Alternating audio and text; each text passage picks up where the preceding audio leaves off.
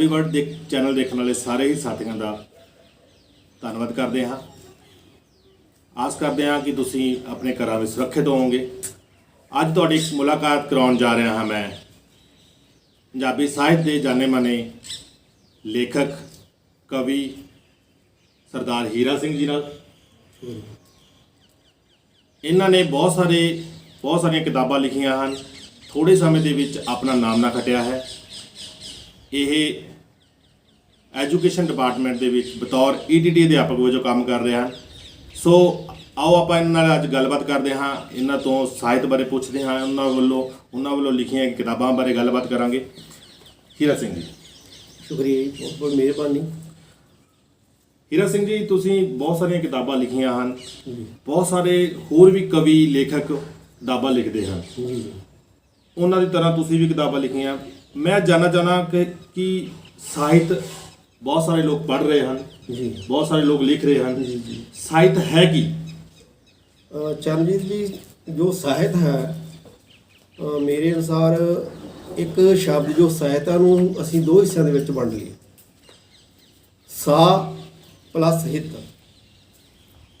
ਉਹ ਸਾ ਮਤਲਬ ਸਾਰਿਆਂ ਲਈ, ਤੇ ਹਿੱਤ ਉਹ ਸਾਹਿਤ ਜਿਹੜਾ ਸਾਰਿਆਂ ਦੇ ਹਿੱਤ ਨੂੰ ਸਾਹਮਣੇ ਰੱਖ ਕੇ ਰਚਿਆ ਜਾਵੇ, ਲਿਖਿਆ ਜਾਵੇ। ਉਹ ਇੱਕ ਸਾਹਿਤ ਹੁੰਦਾ, ਉਹ ਸਾਰੂ ਸਾਹਿਤ ਹੁੰਦਾ। ਸਾਹਿਤ ਵੀ ਦੋ ਤਰ੍ਹਾਂ ਹੁੰਦਾ, ਇੱਕ ਨੈਗੇਟਿਵ ਸਾਹਿਤ ਹੁੰਦਾ, ਇੱਕ ਪੋਜ਼ਿਟਿਵ ਸਾਹਿਤ ਹੁੰਦਾ। ਨੈਗੇਟਿਵ ਸਾਹਿਤ ਦੇ ਵਿੱਚ ਅਸੀਂ ਲੱਚਰ ਸਾਹਿਤ ਨੂੰ ਸ਼ਾਮਲ ਕਰ ਸਕਦੇ ਹਾਂ, ਔਰ ਜੋ ਪੋਜ਼ਿਟਿਵ ਸਾਹਿਤ ਹੈ ਜੋ ਸਾਡਾ ਮਾਰਗਦਰਸ਼ਨ ਕਰਦਾ ਜੀਵਨ ਦੇ ਵੱਖ-ਵੱਖ ਪੜਾਵਾਂ ਦੇ ਉੱਤੇ, ਤਾਂ ਉਹੀ ਸਾਡਾ ਸਾਰੂ ਸਾਹਿਤ ਹੁੰਦਾ ਹੈ। ਧੰਨਵਾਦ ਜੀ। ਬਹੁਤ ਸਾਰੀਆਂ ਸਾਹਿਤਿਕ ਕਿਤਾਬਾਂ ਸਾਡੇ ਸਮਾਜ ਦੇ ਵਿੱਚ ਆਈਆਂ ਹਨ। ਜਿਹੜਾ ਸਾਹਿਤ ਹੈ ਉਹ ਇੱਕ ਸਮਾਜ ਦਾ ਪਹਿਲੂ ਹੁੰਦਾ ਹੈ, ਇੱਕ ਸੀਸਾ ਹੁੰਦਾ ਹੈ ਜੀ। ਤੁਸੀਂ ਸਾਹਿਤ ਕਦੋਂ ਲਿਖਣਾ ਸ਼ੁਰੂ ਕੀਤਾ? ਚਰਨਜੀਤ ਜੀ, ਮੈਂ 2002 ਤੋਂ ਮੇਰਾ ਲਿਖਣ ਦਾ ਜਿਹੜੀ ਸੀਗੀ ਸ਼ੌਂਕ ਪਿਆ। ਮੈਂ 1999 ਤੋਂ ਲੈ ਕੇ 2004 ਤੱਕ ਸਰਕਾਰੀ ਕਾਲਜ ਬਜਿੰਦਰਾ ਕਾਲਜ ਫਰੀਦਕੋਟ ਵਿਖੋਂ ਆਪਣੀ MA ਤੱਕ ਦੀ ਜਿਹੜੀ ਵਿੱਦਿਆ ਸੀ ਹਾਸਲ ਕੀਤੀ ਸੀ। ਉੱਥੇ ਮੈਂ ਜ਼ਿਆਦਾ ਸਮਾਂ ਜਿਹੜਾ ਲਾਇਬ੍ਰੇਰੀ ਵਿੱਚ ਹੀ ਬਤੀਤ ਕੀਤਾ। ਤਾਂ ਮੈਂ ਬਹੁਤ ਜ਼ਿਆਦਾ ਸਾਹਿਤ ਪੜ੍ਹਿਆ। ਈਵਨ ਕਿ ਜਿਹੜਾ ਮੇਰਾ ਇੱਕ ਕਾਰਡ ਹੁੰਦਾ ਸੀ ਇਸ਼ੂ ਕਰਾਉਣ ਵਾਲਾ ਕਿਤਾਬਾਂ ਦਾ, ਉਹ ਤਾਂ ਉਸ ਤੋਂ ਇਲਾਵਾ ਮੈਂ ਆਪਣੇ ਹੋਰ ਦੋਸਤਾਂ ਦਾ ਵੀ ਮਤਲਬ ਕਾਰਡ ਲੈ ਕੇ ਕਿਤਾਬਾਂ ਇਸ਼ੂ ਕਰਾਉਂਦਾ ਰਿਹਾ। ਅਤੇ ਹੌਲੀ ਹੌਲੀ ਮੈਨੂੰ ਉਹ ਲਿਖਣ ਦਾ ਸ਼ੌਂਕ ਜਿਹੜਾ ਪੈਦਾ ਹੋਇਆ। ਅਤੇ ਜਦੋਂ ਮੈਂ ਸਰਵਿਸ ਦੇ ਵਿੱਚ ਆਇਆ ਤਾਂ 7 ਸਾਲ ਮੈਂ ਇੱਕ ਐਸੀ ਜਗ੍ਹਾ 'ਤੇ ਮਤਲਬ ਸਰਵਿਸ ਕੀਤੀ ਕਿ ਜਿੱਥੇ ਮੈਂ ਇਕੱਲਾ ਹੀ ਸੀਗਾ। ਤਾਂ ਉੱਥੇ ਵੀ ਮੈਨੂੰ ਬਹੁਤ ਜ਼ਿਆਦਾ ਸਮਾਂ ਮਿਲਿਆ ਸਾਹਿਤ ਪੜ੍ਹਨ ਦਾ। ਇਸ ਤਰ੍ਹਾਂ ਫਿਰ ਲਿਖਦੇ ਰਹੇ ਔਰ 2017 ਦੇ ਵਿੱਚ ਮੈਂ ਸਾਹਿਤ ਦੇ ਖੇਤਰ ਵਿੱਚ ਆਪਣਾ ਕਦਮ ਲੈ ਕੇ ਆਇਆ। ਬਹੁਤ ਵਧੀਆ ਜੀ, ਤੁਹਾਡਾ ਅੱਜ ਨਾਮ ਹੈ। ਮੈਂ ਜਾਣਨਾ ਚਾਹਾਂਗਾ ਕਿ ਤੁਹਾਡੀ ਜਿਹੜੀ ਸਾਹਿਤ ਸਿਰਜਣਾ ਹੈ ਉਸ ਵਿੱਚ ਮੁੱਖ ਪਾਤਰ ਕੌਣ ਹਨ? ਮੇਰੇ ਜਿੰਨੇ ਵੀ ਵਿਧਾਵਾਂ ਉੱਪਰ ਮੈਂ ਲਿਖਿਆ ਉਹਦੇ ਜਿਹੜੇ ਪਾਤਰ ਹੈਗੇ ਆ, ਉਹ ਜ਼ਿਆਦਾਤਰ ਪਾਤਰ ਸਾਡੇ ਆਲੇ ਦੁਆਲੇ ਕਾਮੇ ਔਰ ਕਿਰਤੀ ਔਰ ਦਲਿਤ ਲੋਕ, ਨਾਰੀ ਚੇਤਨਾ ਔਰ ਸਾਡੇ ਗੁਰੂ ਸਾਹਿਬਾਨ ਅਤੇ ਜਿੰਨੇ ਵੀ ਸਾਡੇ ਸ਼ਹੀਦ ਆ, ਉਹ ਜਿੰਨੇ ਵੀ ਚਮਕਦੇ ਸਿਤਾਰੇ ਜਿਨ੍ਹਾਂ ਨੇ ਸਾਡੇ ਕੌਮ ਲਈ, ਦੇਸ਼ ਲਈ ਕੁਛ ਕੀਤਾ, ਉਹ ਸਾਰੇ ਹੀ ਪਾਤਰ ਮੇਰੇ ਲਿਖਤਾਂ ਦੇ ਉਹ ਵਿਸ਼ੇ ਬਣਦੇ ਆ, ਉਹ ਮੇਰੇ ਪਾਤਰ ਬਣਦੇ।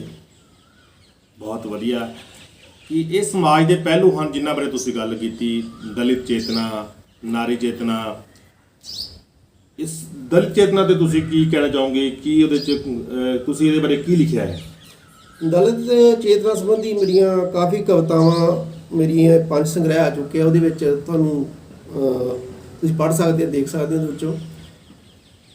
ਔਰ ਮੈਂ ਖੁਦ ਵੀ ਬਹੁਤ ਹੀ ਗੁਰਬਤ ਦੇ ਵਿੱਚੋਂ ਲੰਘਿਆ ਹੋਇਆ ਇਨਸਾਨ ਹਾਂ। ਮੈਂ ਬਹੁਤ ਮਾੜੇ ਸਮੇਂ ਵੀ ਦੇਖੇ ਆ, ਅਤੇ ਇਸ ਲਈ ਮੈਨੂੰ ਉਹਨਾਂ ਦੇ ਜਦੋਂ ਅਹਿਸਾਸਾਂ ਦੀ ਗੱਲ ਕਰਦਾ ਤਾਂ ਮੈਨੂੰ ਲੱਗਦਾ ਸ਼ਾਇਦ ਮੈਂ ਆਪਣੇ ਅਹਿਸਾਸਾਂ ਦੀ ਗੱਲ ਕਰ ਰਿਹਾ। ਇਸ ਲਈ ਮੇਰਾ ਜੋ ਲਿਖਣ ਦੀ ਵਿਧਾ ਵਿੱਚ ਪਾਤਰ ਹੈ ਜਾਂ ਵਿਸ਼ੇ ਆ, ਉਹ ਮੱਲੋ ਮੱਲੀ ਹੀ ਉਹ ਕਿਰਤੀ ਕਾਮਿਆਂ ਨਾਲ ਜੁੜੇ ਹੋਏ ਹੋਣਗੇ। ਇਹ ਇੱਕ ਸਧਾਰਨੀਕਰਨ ਹੈ ਕਿ ਮੱਲੋ ਮੱਲੀ ਮੈਂ ਉਹੀ ਵਿਸ਼ੇ ਲਿਖਦਾ ਹਾਂ ਜੀ ਉਹਨਾਂ ਨੂੰ ਮੈਂ ਆਪ ਹੰਢਾਇਆ, ਆਪਣੇ ਤਨ ਦੇ ਉੱਤੇ ਮਹਿਸੂਸ ਕੀਤਾ। ਹੀਰਾ ਸਿੰਘ ਜੀ, ਸਰੋਤੇ ਸਾਡੇ ਸੁਣਨਾ ਚਾਹਣਗੇ ਤੁਹਾਡੇ ਵੱਲੋਂ ਕੁਝ ਲਿਖਿਆ ਹੋਇਆ। ਜ਼ਰੂਰ ਜੀ, ਸੁਣਾਵਾਂਗੇ। ਇੱਕ ਕਵਿਤਾ ਹੈ ਮੇਰੀ ਮਾਏ। ਇਹ ਕਵਿਤਾ ਮੇਰੀ ਬੇਰੰਗ ਕਾਵਿ ਸੰਗ੍ਰਹਿ ਵਿੱਚ ਛਪੀ ਸੀ। ਔਰ ਇਹ ਪੈਦਾ ਕਿਵੇਂ ਹੁੰਦੀ ਹੈ, ਇਹਦੇ ਲਈ ਪਿੱਛੇ ਵੀ ਕੋਈ ਵੀ 4 ਲੈਣਾ ਜਾਂ ਉਹ 10 ਲੈਣਾ, ਉਹਦੇ ਪਿੱਛੇ ਇੱਕ ਬਹੁਤ ਤਕੜੀ ਬੈਕਗ੍ਰਾਉਂਡ ਹੁੰਦੀ ਹੈ। ਜੇ ਤੁਸੀਂ ਲੇਖ ਨੂੰ ਪੁੱਛੋ ਵੀ ਆਹ ਕਵਿਤਾ ਤੁਸੀਂ ਕਿਉਂ ਲਿਖੀ, ਤਾਂ ਉਹਦੇ ਪਿੱਛੇ ਬੜੇ ਕਾਰਨ ਹੁੰਦੇ ਆ। ਉਹਦਾ ਪਿਛੋਕੜ ਬਹੁਤ ਤਕੜਾ ਹੁੰਦਾ। ਇੱਕ ਮੇਰੀ ਕਵਿਤਾ ਹੈਗੀ ਆ ਮੇਰੀ ਮਾਏ। ਤਾਂ ਇੱਕ ਦਿਨ ਮੈਂ ਜਾ ਰਿਹਾ ਸੀ ਸੈਰ ਕਰਨ ਸੁਬਾਹ ਤਾਂ ਮੈਂ ਦੇਖਿਆ ਕਿ ਇੱਕ ਲੜਕੀ ਗੋਬਰ ਦਾ ਨਾ ਭਰੀ ਬੈਠੀ ਸੀ ਟੋਕਰਾ, ਤੇ ਉੱਥੋਂ ਚੱਕਿਆ ਨਾ ਜਾਵੇ। ਤੇ ਮੈਂ ਲੰਘ ਰਿਹਾ ਸੀ, ਮੈਂ ਕਿਹਾ ਵੀ ਸ਼ਾਇਦ ਉਹ ਛੋਟੀ ਉਮਰ ਦੀ ਕੁੜੀ ਸੀ, ਕੋਈ 16-17 ਸਾਲ ਦੀ ਹੋਣੀ ਹੈ। ਤੇ ਮੈਂ ਕਿਹਾ ਜੀ ਵੀ ਮੈਨੂੰ ਇੱਕ ਕਹੇ ਵੀ ਮੈਂ ਇਹਨੂੰ ਚੁਕਾਵਾਂ, ਪਰ ਉਹਨੇ ਪਤਾ ਨਹੀਂ ਸੰਗਦੀ ਨੇ ਮੈਨੂੰ ਨਹੀਂ ਕਿਹਾ, ਤੇ ਨਾ ਹੀ ਮੈਂ ਇਹਨੂੰ ਪੁੱਛਿਆ ਵੀ ਮੈਂ ਤੈਨੂੰ ਟੋਕਰਾ ਚੁਕਾ ਦੇਵਾਂ। ਪਰ ਉਸ ਦੇ ਵਿੱਚ ਮੈਂ ਤੁਰਿਆ, ਜਦੋਂ ਮੈਂ ਸੈਰ ਨੂੰ ਗਿਆ ਤਾਂ ਮੈਂ ਲਿਖਦਾ, ਉਹਦੇ ਵਿੱਚੋਂ ਇੱਕ ਕਵਿਤਾ ਨੇ ਜਨਮ ਲਿਆ। ਉਹ ਹੈ ਤੁਹਾਡੇ ਸਾਹਮਣੇ ਹਾਜ਼ਰ ਕਰਦੇ ਹਾਂ। ਕਵਿਤਾ ਦਾ ਨਾਮ ਹੈ ਮੇਰੀ ਮਾਏ। ਨਿੱਕੀ ਜਿਹੀ ਜਿੰਦ ਤੇ ਕਿੰਨੇ ਦੁਖੜੇ ਵਿਖਾਏ, ਹਾਏ ਮੇਰੀ ਮਾਏ ਨੀ ਅਸੀਂ ਇਸੇ ਕੰਮੀ ਆਏ। ਟੋਕਰਾ ਹੈ ਗੋਬਰੇ ਦਾ ਭਾਰਾ ਹੁੰਦਾ ਜਾਏ, ਤੇ ਚੁੱਕਿਆ ਨਾ ਜਾਏ, ਹਾਏ ਮੇਰੀ ਮਾਏ ਨੀ ਅਸੀਂ ਇਸੇ ਕੰਮੀ ਆਏ। ਕਾਮੀ ਹੈ ਮੈਂ ਮਾਲਕਾਂ ਦੀ ਤੇ ਕਾਮੀ ਹੀ ਰਹੂੰਗੀ, ਕੌਣ ਦੱਸ ਮੈਨੂੰ ਇੱਥੇ ਮਾਲਕ ਬਣਾਏ, ਹਾਏ ਮੇਰੀ ਮਾਏ ਨੀ ਅਸੀਂ ਇਸੇ ਕੰਮੀ ਆਏ। ਧੌਣ ਨੀਵੀਂ ਹੁੰਦੀ ਜਾਏ, ਲੱਕ ਦੂਰਾ ਹੁੰਦਾ ਜਾਏ, ਕੋਈ ਭਾਰ ਨਾ ਵੰਡਾਏ, ਹਾਏ ਮੇਰੀ ਮਾਏ ਅਸੀਂ ਇਸੇ ਕੰਮੀ ਆਏ। ਲਾਸਟ ਵਾਲੀਆਂ 4 ਸਤਰਾਂ। ਦੂਰ ਖੜਾ ਦੇਖਦਾ ਹੈ ਦਰਦ ਮੇਰੇ ਲੇਖਦਾ ਹੈ, ਦੂਰ ਖੜਾ ਦੇਖਦਾ ਹੈ ਦਰਦ ਮੇਰੇ ਲੇਖਦਾ ਹੈ, ਮੈਥੋਂ ਦੱਸਿਆ ਨਾ ਜਾਏ ਤੇ ਇੱਥੋਂ ਲਿਖਿਆ ਨਾ ਜਾਏ, ਹਾਏ ਮੇਰੀ ਮਾਏ ਨੀ ਅਸੀਂ ਇਸੇ ਕੰਮੀ ਆਏ। ਤਾਂ ਇਹ ਉਹਦੇ ਵਿੱਚੋਂ ਇਸ ਕਵਿਤਾ ਨੇ ਜਨਮ ਲਿਆ। ਇਸ ਤਰ੍ਹਾਂ ਜੋ ਵੀ ਰਚਨਾ ਅਸੀਂ ਉਹ ਲੇਖ ਲਿਖਦਾ ਤਾਂ ਉਹਦੇ ਪਿੱਛੇ ਉਹਦਾ ਬਹੁਤ ਤਕੜਾ ਕੋਈ ਪਿਛੋਕੜ ਹੁੰਦਾ। ਹਾਂਜੀ ਹਾਂਜੀ, ਬਹੁਤ ਵਧੀਆ। ਮੈਂ ਤੁਹਾਡੀਆਂ ਆਲਮੋਸਟ ਸਾਰੀਆਂ ਹੀ ਕਿਤਾਬਾਂ ਦੇਖ ਚੁੱਕਾ ਹਾਂ, ਪੜ੍ਹ ਚੁੱਕਾ ਹਾਂ। ਕੁਝ ਵੱਖਰਾਪਨ ਦਿਸਦਾ ਹੈ ਉਹਨਾਂ ਕਿਤਾਬਾਂ ਦੇ ਵਿੱਚ, ਕੁਝ ਵੱਖਰੀ ਪਹਿਚਾਣ ਦਿਸਦੀ ਹੈ। ਇਸ ਤਰ੍ਹਾਂ ਲੱਗਦਾ ਹੈ ਕਿ ਜਦੋਂ ਕਿਤਾਬਾਂ ਪੜ੍ਹ ਰਹੇ ਹਾਂ, ਕਵਿਤਾਵਾਂ ਪੜ੍ਹ ਰਹੇ ਹਾਂ, ਕਿ ਇਸ ਤਰ੍ਹਾਂ ਲੱਗਦਾ ਕਿ ਸਾਡੇ ਵਿੱਚੋਂ ਹੀ ਬਣੀ ਹੋਈ ਕਵਿਤਾ ਹੈ। ਤੁਸੀਂ ਵੱਖ-ਵੱਖ ਵਿਸ਼ਿਆਂ ਉੱਤੇ ਕਵਿਤਾ ਲਿਖੀਆਂ, ਕਿਤਾਬਾਂ ਲਿਖੀਆਂ। ਹੁਣ ਤੱਕ ਕਿੰਨੀਆਂ ਕਿਤਾਬਾਂ ਤੁਹਾਡੀਆਂ ਮਾਰਕੀਟ 'ਚ ਆ ਚੁੱਕੀਆਂ ਹਨ, ਸਰੋਤਿਆਂ ਤੱਕ ਪਹੁੰਚ ਚੁੱਕੀਆਂ ਹਨ? ਚਰਨਜੀਤ ਜੀ, ਮੈਂ 2017 ਦੇ ਵਿੱਚ ਪਹਿਲੀ ਵਾਰੀ 2 ਕਿਤਾਬਾਂ ਲੈ ਕੇ ਆਇਆ ਸੀਗਾ, ਫਿੱਕੇ ਰੰਗ ਔਰ ਪਗਡੰਡੀਆਂ।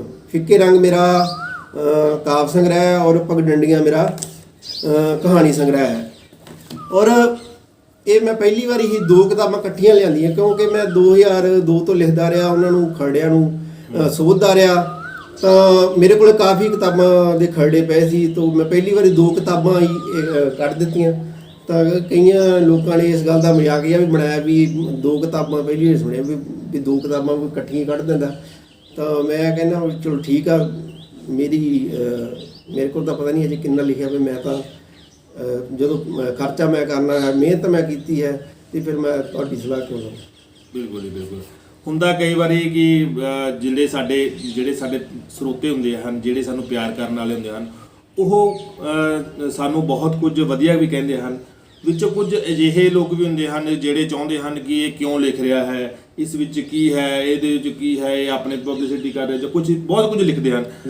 ਪਰ ਮੈਂ ਇਹ ਮੰਨਦਾ ਹਾਂ ਕਿ ਜੇਕਰ ਕਿਸੇ ਵਿੱਚ ਕੋਈ ਟੈਲੈਂਟ ਹੈ ਜਾਂ ਕੋਈ ਉਸ ਵਿੱਚ ਪ੍ਰਤਿਭਾ ਹੈ, ਤੇ ਉਸ ਨੂੰ ਜ਼ਰੂਰ ਲੋਕਾਂ ਤੱਕ ਸ਼ੇਅਰ ਕਰਨਾ ਚਾਹੀਦਾ। ਜਿਹੜੀ ਚੀਜ਼ ਸਾਡੇ ਅੰਦਰ ਹੈ, ਸਾਨੂੰ ਪਤਾ ਹੈ ਉਸ ਬਾਰੇ, ਲੋਕਾਂ ਤੱਕ ਉਸ ਦਾ ਪ੍ਰਸਾਰ ਕਰਨਾ ਇੱਕ ਸਾਡਾ ਫਰਜ਼ ਵੀ ਬਣਦਾ ਹੈ।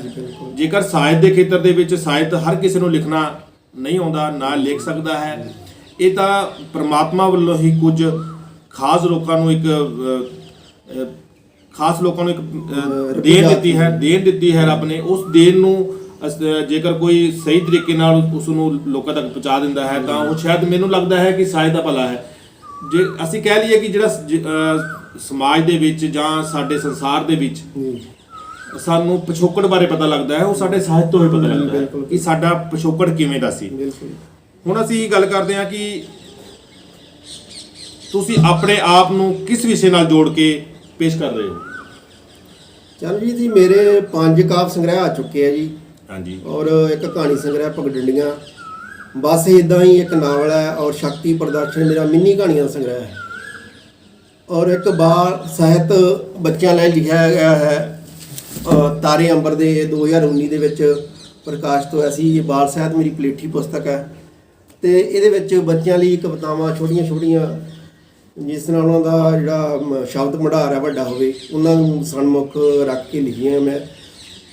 ਮੇਰੀਆਂ ਹੁਣ ਤੱਕ 9 ਕਿਤਾਬਾਂ ਆ ਚੁੱਕੀਆਂ, ਜਿਹਦੇ ਵਿੱਚੋਂ ਇੱਕ ਲੇਖ ਸੰਗ੍ਰਹਿ ਦੀ ਕਿਤਾਬ ਆਪਣੇ ਸਿੱਖਿਆ ਵਿਭਾਗ ਵੱਲੋਂ ਵੀ ਛਾਪੀ ਗਈ ਸੀ, ਬਹੁਤ ਵਧੀਆ, ਜ਼ਿੰਦਗੀ ਜਿਉਣ ਦਾ ਹੁਨਰ, ਤਾਂ ਉਹਦੇ ਵਿੱਚ ਵੀ ਮੇਰਾ ਇੱਕ ਲੇਖ ਸ਼ਾਮਲ ਕੀਤਾ ਗਿਆ। ਬਹੁਤ ਵਧੀਆ। ਜੇ ਕੋਈ ਮੈਨੂੰ ਪੁੱਛੇ ਵੀ ਤੁਸੀਂ ਆਪਣੇ ਆਪ ਨੂੰ ਕੀ ਸਮਝਦੇ ਆ, ਨਾਵਲਕਾਰ ਸਮਝਦੇ ਆ ਕਿ ਕਹਾਣੀਕਾਰ ਸਮਝਦੇ ਆ ਕਿ ਕਵੀ ਸਮਝਦੇ ਆ, ਤਾਂ ਮੈਂ ਖੁਦ ਨੂੰ ਇੱਕ ਆਪਣੇ ਕਵੀ ਦੇ ਤੌਰ ਤੇ ਹੀ ਪੇਸ਼ ਕਰਦਾ ਹਾਂ।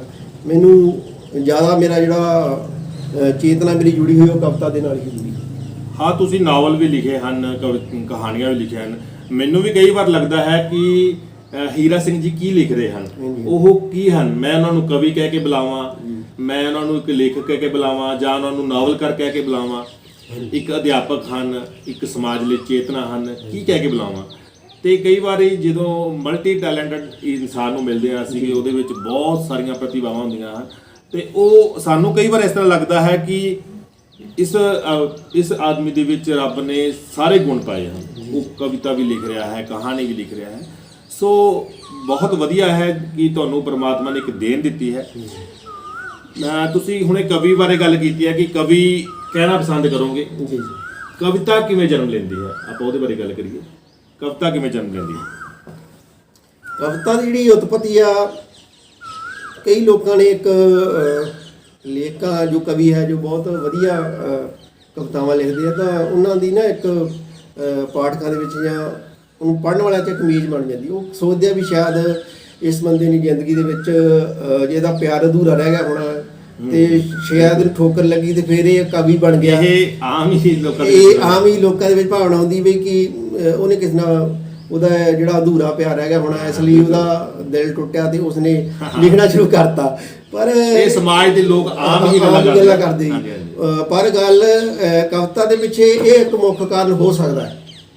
ਕਵਿਤਾ ਦੀ ਉਤਪਤੀ ਪਿੱਛੇ ਇਹ ਇੱਕ ਮੁੱਖ ਕਾਰਨ ਤਾਂ ਹੋ ਸਕਦਾ, ਪਰ ਇਹੀ ਇੱਕੋ ਕਾਰਨ ਨਹੀਂ ਹੋ ਸਕਦਾ। ਕਵਿਤਾ ਸਾਡੇ ਇਕੱਲੇਪਣ ਚੋਂ ਵੀ ਪੈਦਾ ਹੋ ਸਕਦੀ ਹੈ।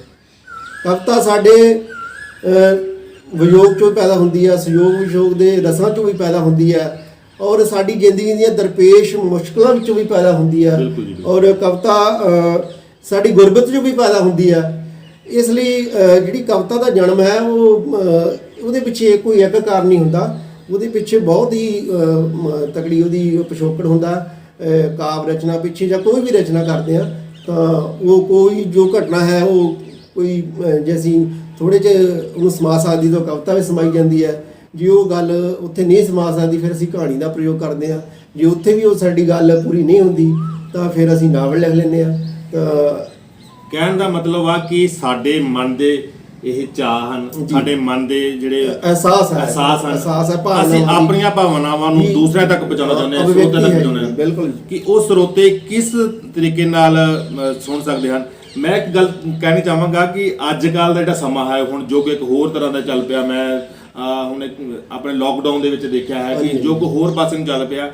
ਬਹੁਤ ਸਾਰੇ ਲੋਕ ਤਾਂ ਕਵਿਤਾਵਾਂ ਕਹਾਣੀਆਂ ਪੜ੍ਹ ਰਹੇ ਹਨ, ਪਰ ਵਿੱਚੋਂ ਬਹੁਤ ਸਾਰੇ ਲੋਕ ਟਿਕਟੋਕ ਵਾਲੇ ਪਾਸੇ ਚੱਲ ਪਏ ਹਨ। ਜੀ ਬਿਲਕੁਲ, ਟਿਕਟੋਕ ਤੇ ਵੀਡੀਓ ਬਣਾ ਰਹੇ ਹਨ ਤੇ ਉਹ ਲੋਕਾਂ ਦਾ ਮਨ ਪਰਚਾਵਾ ਕਰ ਰਹੇ। ਮੈਂ ਇਹ ਵੀ ਕਹਿ ਸਕਦਾ ਹਾਂ ਕਿ ਉਹ ਵੀ ਲੋਕਾਂ ਦਾ ਉਹ ਆਪਣਾ ਮਨ ਪਰਚਾਵਾ ਕਰ ਰਹੇ ਹਨ, ਉਹ ਲੋਕਾਂ ਤੱਕ ਆਪਣੀ ਗੱਲ ਪਹੁੰਚਾਉਣ ਦੀ ਕੋਸ਼ਿਸ਼ ਕਰ ਰਹੇ ਹਨ। ਤੁਸੀਂ ਆਪਣੀ ਕਹਾਣੀਆਂ ਦੇ ਨਾਲ ਲੋਕਾਂ ਨੂੰ ਜੋੜ ਰਹੇ ਹੋ। ਮੈਂ ਆਸ ਕਰਦਾ ਹਾਂ ਕਿ ਲੋਕ ਸਾਰੇ ਇਸ ਲੋਕਡਾਊਨ ਦੇ ਵਿੱਚ ਕਹਾਣੀਆਂ ਦੇ ਨਾਲ ਜੁੜਨਗੇ, ਕਵਿਤਾਵਾਂ ਨਾਲ ਜੁੜਨਗੇ, ਕਿਤਾਬਾਂ ਨਾਲ ਜੁੜਨਗੇ। ਸਾਹਿਤ ਨਾਲ ਜੁੜਨਾ ਜ਼ਰੂਰੀ ਹੈ ਕਿਉਂਕਿ ਸਾਹਿਤ ਦੇ ਵਿੱਚੋਂ ਜਿਹੜਾ ਕੁਝ ਮਿਲਣਾ ਉਹ ਸਾਨੂੰ ਸ਼ਾਇਦ ਟਿਕਟੋਕ ਦੇ ਵਿੱਚੋਂ ਨਾ ਮਿਲ ਸਕੇ।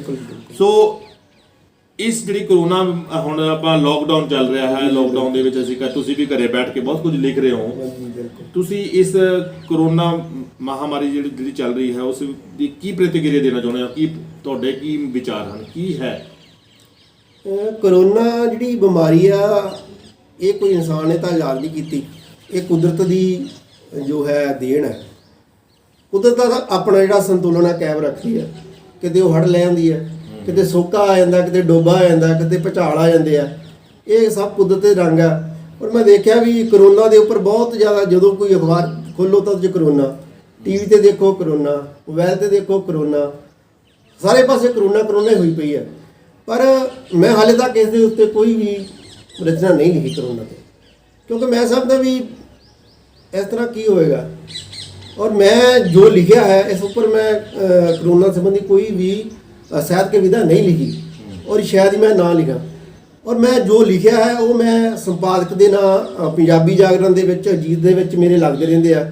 ਮੈਂ ਕਰੋਨਾ ਤੋਂ ਉਤਪੰਨ ਹੋਈਆਂ ਦਰਪੇਸ਼ ਮੁਸ਼ਕਲਾਂ ਉਹਨਾਂ ਬਾਰੇ ਮੈਂ ਜ਼ਿਕਰ ਕੀਤਾ ਆਪਣੀਆਂ ਸੰਪਾਦਕ ਦੇ ਨਾਲ। ਮੈਂ ਕੁਝ 100 ਸ਼ਬਦ ਦਾ, ਕੋਈ 200 ਸ਼ਬਦ ਦੇ, ਵੀ ਇਹਨਾਂ ਨਾਲ ਅਸੀਂ ਨਜਿੱਠਣਾ ਕਿਵੇਂ ਆ। ਤੇ ਇਹਦੇ ਉੱਤੇ ਮੈਂ ਸਮਝਣਾ ਐਵੇਂ ਕਵਿਤਾ ਲਿਖਤੀ, ਕਹਾਣੀ ਲਿਖਤੀ, ਉਹ ਮੈਨੂੰ ਚੰਗਾ ਲੱਗਦਾ, ਮੈਂ ਲਿਖੀ ਵੀ ਨਹੀਂ। ਤੇ ਮੈਂ ਸਮਝਦਾ ਵੀ ਇਹ ਇੱਕ ਕਰੋਪੀ ਹੈ ਜਿਸ ਨੂੰ ਅਸੀਂ ਹੋਰ ਵੀ ਆਉਂਦੀਆਂ ਰਹੀਆਂ, ਅਸੀਂ ਝੱਲੀਆਂ ਤੇ ਇਸ ਨੂੰ ਵੀ ਅਸੀਂ ਝੱਲਾਂਗੇ। ਅੰਦਰੋਂ ਮਾਨਸ ਤੌਰ ਤੇ ਅਸੀਂ ਤਿਆਰ ਹਾਂ ਜੀ। ਸਿੱਖਿਆ ਵਿਭਾਗ ਵੱਲੋਂ ਇੱਕ ਸਾਡੇ ਮਾਨਯੋਗ ਸਿੱਖਿਆ ਮੰਤਰੀ ਜੀ ਵਿਜੇਂਦਰ ਸਿੰਗਲਾ ਜੀ ਇੱਕ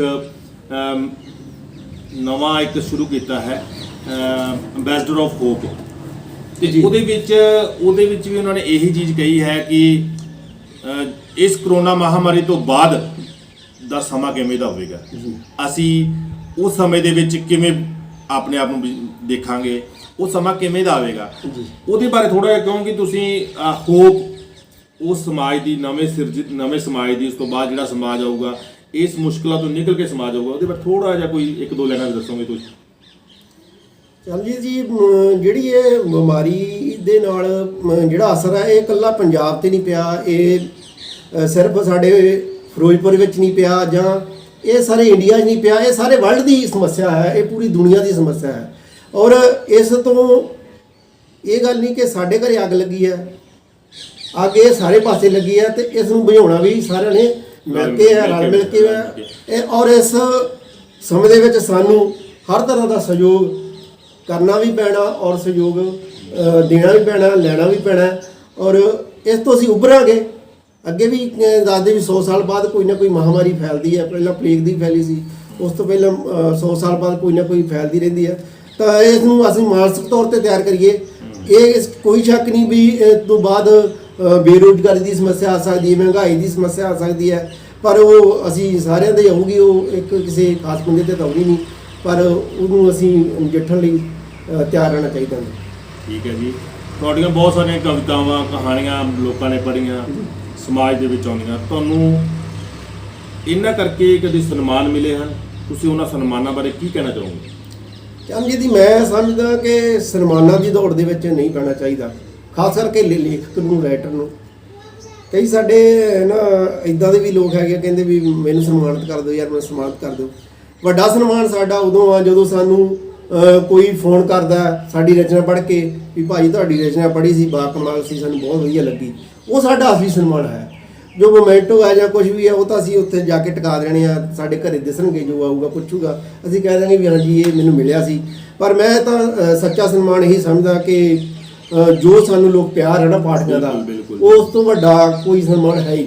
ਪਾਠਕਾਂ ਨੂੰ ਮੈਂ ਗੁਜ਼ਾਰਿਸ਼ ਕਰਾਂਗਾ ਕਿ ਜਿਹੜਾ ਇਹਨਾਂ ਨੇ ਗੱਲ ਕਹੀ ਹੈ ਕਿ ਇਹਨਾਂ ਦੀਆਂ ਪੜ੍ਹੀਆਂ ਹੋਈਆਂ ਕਿਤਾਬਾਂ, ਇਹਨਾਂ ਦੀਆਂ ਲਿਖੀਆਂ ਹੋਈਆਂ ਕਿਤਾਬਾਂ ਜਿਹੜੀਆਂ ਤੁਸੀਂ ਪੜ੍ਹੋਗੇ, ਉਸ ਨਾਲ ਹੀ ਇਹਨਾਂ ਦਾ ਸਨਮਾਨ ਹੈ। ਸੋ ਇਹਨਾਂ ਦੀਆਂ ਕਿਤਾਬਾਂ ਜ਼ਰੂਰ ਪੜ੍ਹੋ। ਸੋ ਮੈਂ ਚਾਹੁੰਦਾ ਕਿ ਤੁਹਾਨੂੰ ਤੁਹਾਡੀ ਇਸ ਕਿਤਾਬਾਂ ਨੂੰ ਲਿਖਣ ਦੇ ਵਿੱਚ ਤੁਹਾਨੂੰ ਕਿੰਨਾ ਨੇ ਸਾਥ ਦਿੱਤਾ, ਤੁਹਾਡੀ ਫੈਮਿਲੀ ਦਾ ਸਾਥ, ਤੁਹਾਡੇ ਯਾਰਾਂ ਦੋਸਤਾਂ ਦਾ ਸਾਥ, ਕਿੰਨਾ ਨੇ ਤੁਹਾਡਾ ਇਹਨਾਂ ਕਿਤਾਬਾਂ, ਕਿਉਂਕਿ ਜਦੋਂ ਕੋਈ ਕਿਤਾਬ ਲਿਖਦੇ ਆ ਤਾਂ ਉਸ ਦਾ ਖਰਚਾ ਹੁੰਦਾ ਹੈ, ਬਹੁਤ ਸਾਰਾ ਖਰਚਾ ਹੁੰਦਾ ਹੈ, ਤੇ ਉਹ ਕਿਤਾਬਾਂ ਹੌਲੀ ਹੌਲੀ ਸਮਾਜ 'ਚ ਆਉਂਦੀਆਂ। ਪਹਿਲੀ ਵਾਰ ਜਦੋਂ ਕਿਤਾਬਾਂ ਲਿਖਦੇ ਤਾਂ ਸ਼ਾਇਦ ਉਹ ਨਹੀਂ ਵੀ ਵਿਕਦੀਆਂ, ਪਰ ਹੌਲੀ ਹੌਲੀ ਉਹ ਵਿਕਣੀਆਂ ਸ਼ੁਰੂ ਹੁੰਦੀਆਂ ਹਨ ਜਦੋਂ ਤੁਹਾਡਾ ਸਾਹਿਤ ਕਿਸੇ ਨੂੰ ਪਸੰਦ ਆਉਂਦਾ ਹੈ। ਤੇ ਜਿਹੜਾ ਖਰਚਾ ਹੁੰਦਾ ਹੈ ਤੁਸੀਂ ਉਸ ਨੂੰ ਕਿਵੇਂ ਮੇਨਟੇਨ ਕਰਦੇ ਹੋ? ਜਿਹੜੀ ਸਹਾਇਤਾ ਕਿਤੋਂ ਮਿਲਦੀ ਹੈ ਤੁਸੀਂ ਉਹ ਤੋਂ ਕੀ ਸਮਝਦੇ ਹੋ? ਚਰਨਜੀਤ ਜੀ, ਜਿਹੜਾ ਸਹਿਯੋਗ ਹੈ ਉਹ 3 ਤਰ੍ਹਾਂ ਦਾ ਹੁੰਦਾ ਹੈ। ਇੱਕ ਤਨ ਦਾ ਹੁੰਦਾ, ਇੱਕ ਮਨ ਦਾ ਹੁੰਦਾ, ਤੇ ਇੱਕ ਧਨ ਦਾ ਹੁੰਦਾ। ਕੁਝ ਲੋਕਾਂ ਨੇ ਮੈਨੂੰ ਤਨ ਦਾ ਸਹਿਯੋਗ ਦਿੱਤਾ ਕਿ ਉਹ ਮੇਰੇ ਨਾਲ ਤੁਰੇ, ਵੀ ਚੱਲ ਅਸੀਂ ਤੇਰੇ ਨਾਲ ਆ। ਉਹ ਤਨ ਦਾ ਸਹਿਯੋਗ ਦੇਣ ਵਾਲੇ ਬਹੁਤ ਲੋਕ ਮੇਰੇ ਨਾਲ ਹੈਗੇ ਆ। ਔਰ ਕਈਆਂ ਨੇ ਮਨ ਦਾ ਸਹਿਯੋਗ ਦਿੱਤਾ, ਉਹ ਭਾਵੇਂ ਕੈਨੇਡਾ 'ਚ ਬੈਠੇ ਆ, ਟੋਰਾਂਟੋ 'ਚ ਬੈਠੇ ਆ, ਇੰਗਲੈਂਡ 'ਚ ਬੈਠੇ ਆ, ਨਿਊਜ਼ੀਲੈਂਡ 'ਚ ਬੈਠੇ ਆ, ਬਹੁਤ ਸਾਡੇ ਜਿਹੜੇ ਪੰਜਾਬੀ ਬਾਹਰ ਬੈਠੇ ਆ, ਔਰ ਉਹ ਸਾਨੂੰ ਸ਼ੁਭ ਸ਼ਾਮਾਂ ਭੇਜਦੇ ਆ ਰੋਜ਼, ਸਵੇਰ ਵੀ ਸ਼ਾਮ ਵੀ, ਤੇ ਉਹ ਕਾਮਨਾ ਕਰਦੇ ਆ ਕਿ ਸਾਡੇ ਪੰਜਾਬ ਦੇ ਵਿੱਚ ਕੋਈ ਪੰਜਾਬੀ ਸਾਹਿਤ ਲਈ ਕੰਮ ਕਰ ਰਿਹਾ ਤੇ ਉਹ ਸਾਡੇ ਲਈ ਦਿਲੀ ਦੁਆਵਾਂ ਭੇਜਦੇ ਆ। ਉਹ ਇੱਕ ਮਨ ਦਾ ਸੰਯੋਗ ਹੈ ਔਰ ਇੱਕ ਧਨ ਦਾ ਸੰਯੋਗ ਹੈ। ਧਨ ਦਾ ਜਿਹੜਾ ਸਹਿਯੋਗ ਹੈ ਉਹ ਮੈਂ ਕਦੇ ਕਿਸੇ ਤੋਂ ਮੰਗਿਆ ਨਹੀਂ ਕਿ ਮੈਂ ਕਿਤਾਬ ਕਢਾਉਣ ਲੱਗਾ ਯਾਰ ਮੈਨੂੰ ਪੈਸੇ ਦੇ ਦਿਓ, ਔਰ ਜੋ ਹੀ ਕਿਸੇ ਨੇ ਮੇਰੇ ਤੋਂ ਕਿਤਾਬ ਮੰਗੀ ਮੈਂ ਉਹਨੂੰ ਦੇਤੀ, ਔਰ ਇਸ ਸ਼ਰਤ ਤੇ ਵੀ ਦਿੱਤੀ ਵੀ ਆ ਮੈਂ ਕਿਤਾਬ ਦੇਣ ਲੱਗਾ ਤੇ 100 ਰੁਪਏ ਮੈਨੂੰ ਦੇ ਦੇ।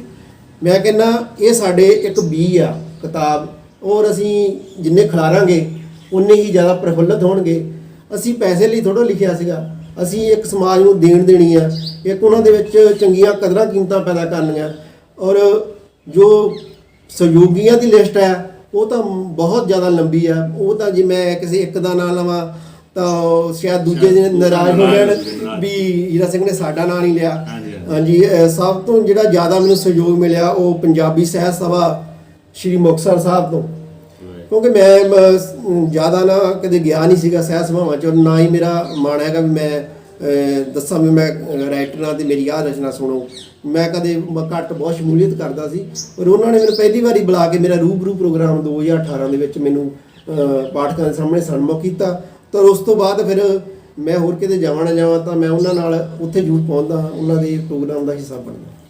ਦੇਖੋ, ਕੋਈ ਵੀ ਚੀਜ਼ ਲਿਖਣ ਲਈ ਸਾਨੂੰ ਕੋਈ ਯੋਗਤਾ ਦੀ ਲੋੜ ਹੁੰਦੀ ਹੈ। ਤੁਹਾਡੀ ਵਿਦਿਅਕ ਯੋਗਤਾ ਕੀ ਹੈ? ਆਪਾਂ ਪਾਠਕ ਸੁਣਨਾ ਚਾਹੁੰਦੇ ਹਨ ਕਿ ਸਾਡੇ ਸਰੋਤੇ ਹਨ ਜਿਹੜੇ, ਕਿ ਤੁਹਾਡੀ ਵਿਦਿਅਕ ਯੋਗਤਾ ਕੀ ਹੈ? ਸਰ ਮੇਰੀ ਜਿਹੜੀ ਵਿਦਿਅਕ ਯੋਗਤਾ ਹੈਗੀ ਆ MA Punjabi, MA history, B.Ed ਔਰ UGC ਨੈਟ ਮੇਰਾ ਕਲੀਅਰ ਹੈ। ਔਰ ਇਸ ਸਮੇਂ ਮੈਂ ਇੱਕ ਪ੍ਰਾਇਮਰੀ ਅਧਿਆਪਕ ਦੇ ਤੌਰ ਤੇ ਇੱਥੇ ਫਿਰੋਜ਼ਪੁਰ ਦੇ ਵਿੱਚ ਹੀ ਸੇਵਾਵਾਂ ਨਿਭਾਉਂਦਾ। ਬਹੁਤ ਵਧੀਆ ਜੀ। ਜਿਹੜੇ ਸਾਡੇ ਸਰੋਤੇ ਹਨ ਉਹ ਤੁਹਾਨੂੰ ਤੁਹਾਡੀ ਕੋਈ ਮਨਪਸੰਦ ਰਚਨਾ ਜਿਹੜੀ ਹੈ ਤੁਸੀਂ ਸਾਂਝੀ ਕਰਨਾ ਚਾਹੋ ਕੋਈ ਸਾਡੇ ਸਰੋਤਿਆਂ ਨਾਲ? ਹਾਂਜੀ, ਵੈਸੇ ਤਾਂ ਇਸ ਤਰ੍ਹਾਂ ਹੁੰਦਾ ਕਿ ਲੇਖਕ ਦੀਆਂ ਜਿੰਨੀਆਂ ਵੀ ਰਚਨਾਵਾਂ ਹੁੰਦੀਆਂ, ਜਿਵੇਂ ਮਾਪਿਆਂ ਨੂੰ ਪੁੱਤ ਪਿਆਰੇ ਹੁੰਦੇ ਆ, ਮਾਵਾਂ ਨੂੰ ਪੁੱਤ ਪਿਆਰੇ ਹੁੰਦੇ ਆ, ਇਸ ਤਰ੍ਹਾਂ ਮੇਰੀ ਜਿਹੜੀ ਹਰੇਕ ਰਚਨਾ ਮੈਨੂੰ ਪਿਆਰੀ ਹੈ। ਪਰ ਉਹਦੇ ਵਿੱਚੋਂ ਜਿਹੜੀ ਮੈਨੂੰ ਸਭ ਤੋਂ ਵਧੀਆ ਲੱਗਦੀ ਹੈ ਉਹ ਇੱਕ ਹੈ ਜੋ ਮੇਰੇ ਦਿਲ ਨੂੰ ਬਹੁਤ ਵਧੀਆ ਲੱਗਦੀ ਹੈ। ਇੱਕ ਮਾਵਾਂ ਤੇ ਧੀਆਂ ਦਾ ਵਾਰਤਾਲਾਪ ਹੈ। ਉਹਦੇ ਵਿੱਚ ਨਾਰੀ ਚੇਤਨਾ ਵੀ ਝਲਕਦੀ ਹੈ, ਮਾਂ ਤੇ ਧੀ ਦੇ ਦਰਦ ਦਾ ਵੀ ਉਹਦੇ ਵਿੱਚ ਪ੍ਰਗਟਾਵਾ ਕੀਤਾ ਗਿਆ। ਔਰ ਉਹ ਜਿਹੜੀ ਕਵਿਤਾ ਹੈ ਉਹ ਮੇਰੀ ਇੱਕ ਹੁਣ ਕਾਵਿ ਸੰਗ੍ਰਹਿ ਆ ਰਿਹਾ ਖਿਸਕ ਦੇ ਪਲ, ਕੈਫੇ ਵਰਲਡ ਵੱਲੋਂ ਛਾਪਿਆ ਜਾ ਰਿਹਾ, ਉਹਦੇ ਵਿੱਚ ਇਹ ਸ਼ਾਮਲ ਹੈ। ਔਰ ਉਹ ਤੁਹਾਡੇ ਨਾਲ ਮੈਂ ਸਾਂਝੀ ਕਰਾਂਗਾ ਪਾਠਕਾਂ ਨਾਲ। ਉਹ ਇੱਕ ਵਾਰਤਾਲਾਪ ਹੈ, 2 ਲੈਣਾ ਮਾਂ ਆਖਦੀ ਹੈ, 4 ਲੈਣਾ ਉਹ ਧੀ ਮਾਂ ਦਾ ਇੱਕ ਕਨਵਰਸੇਸ਼ਨ ਹੈਗੀ ਹੈ, ਵਾਰਤਾਲਾਪ ਹੈਗੀ ਹੈ। ਸੁਣਦੇ ਹਾਂ ਜੀ। ਹਾਂਜੀ, ਉਸਦਾ ਟਾਈਟਲ ਹੈ, ਕਵਿਤਾ ਦਾ ਨਾਮ ਹੈ ਵਾਰਤਾਲਾਪ। ਧੀ ਕਹਿੰਦੀ ਆਪਣੀ ਮਾਂ ਨੂੰ, ਮਾਏ ਨੀ ਮਾਏ ਜੇ ਮੈਂ ਵੀ ਕੰਜਕ ਸਾਰੀ ਉਮਰ ਹੀ ਰਹਿੰਦੀ, ਮਾਏ ਨੀ ਮਾਏ ਜੇ ਮੈਂ ਵੀ ਕੰਜਕ ਸਾਰੀ ਉਮਰ ਹੀ ਰਹਿੰਦੀ, ਗੁੱਡੀਆਂ ਅਤੇ ਨਾਲ ਸਹੇਲੀਆਂ ਸਦਾ ਖੇਡਦੀ ਰਹਿੰਦੀ। ਅੱਗੋਂ ਮਾਂ ਕਹਿੰਦੀ ਆ, ਧੀਏ ਨੀ ਧੀਏ ਸੁਣੀ ਗੱਲ ਮੇਰੀ, ਮੈਂ ਵੀ ਜੇ ਚਾਹੁੰਦੀ ਇੱਥੇ ਜਗਤ ਪਸਾਰੇ ਅੰਦਰ ਤੂੰ ਕਦੇ ਪੈਰ ਨਾ ਪਾਉਂਦੀ। ਉਹ ਕਹਿੰਦੀ ਜੇ ਮੈਂ ਵੀ ਤੇਰੇ ਬਾਰੇ ਇਦਾਂ ਹੀ ਸੋਚਦੀ ਵੀ ਮੇਰਾ ਵਿਆਹ ਹੀ ਨਾ ਹੋਵੇ, ਵੱਡੀ ਨਾ ਹੋਵੇ, ਤੇ ਫਿਰ ਤੂੰ ਕਿੱਥੋਂ ਪੈਦਾ ਹੋਣਾ ਸੀ? ਧੀ ਕਹਿੰਦੀ ਆ, ਮਾਏ ਨੀ ਮਾਏ ਇੱਕ ਲੈਦੇ ਪਰਾਂਦਾ ਲੰਮੀ ਗੁੱਤ ਬਣਾਵਾਂ, ਮਾਏ ਨੀ ਮਾਏ ਇੱਕ ਲੈਦੇ ਪਰਾਂਦਾ ਲੰਮੀ ਗੁੱਤ ਬਣਾਵਾਂ, ਸੌਣ ਮਹੀਨੇ ਪਿਪਲੀ ਪੀਂਗਾ ਤੇ ਮੈਂ ਪੱਤ ਤੋੜ ਕੇ ਲਾਵਾਂ।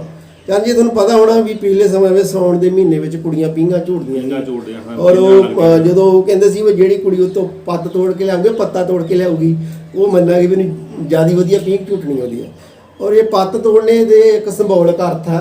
ਪੱਤ ਤੋੜਨਾ ਹੁੰਦਾ ਸਾਡੀਆਂ ਇਛਾਵਾਂ ਦੀ, ਜਿਹੜੇ ਇਛਾਵਾਂ ਦੀ ਪੂਰਤੀ ਕਰਨ ਦਾ ਇਹ ਇੱਕ ਸਿੰਬਲ ਹੈ, ਪ੍ਰਤੀਕ ਦੇ ਬਿੰਬ ਦੇ ਤੌਰ ਤੇ ਇਹਨੂੰ ਵਰਤਿਆ ਗਿਆ। ਪੱਤ ਤੋੜ ਕੇ ਲਾਉਣ ਦਾ ਮਤਲਬ ਇਹੀ ਹੈ ਕਿ ਉਹ ਆਪਣੀ ਜਿਹੜੀ ਰੀਝਾਂ ਪੂਰੀਆਂ ਕਰ ਸਕੇ।